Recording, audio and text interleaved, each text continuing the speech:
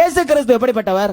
சேரக்கூடாத ஒளியிலே வாசம் பண்ணவர் மாத்திரமல்ல, மனுஷரில் ஒருவரும் கண்டிராதவரும் காணக்கூடாதவருமாய் இருக்கிற தேவன், நித்தியானந்தம் உள்ள ஏக சக்கராதிபதியும் ராஜாதி ராஜாவும் கர்த்தாதி கர்த்தாவுமானவர், தேவாதி தேவனுமானவர், சாவாமை உள்ளவர், ஜீவித்திருக்கிறவர்.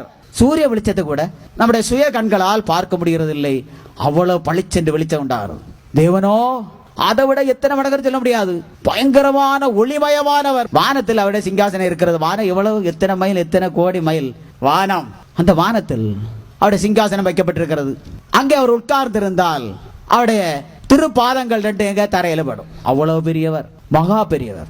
அவருடைய ரூபத்தை, யதார்த்தமான ரூபத்தை கண்டு ஒருவனும் உயிரோடு இருக்க முடியாது. மோசே கர்த்தருடைய ஊழியக்காரன் ஆண்டவரை பார்க்க விரும்பினான்.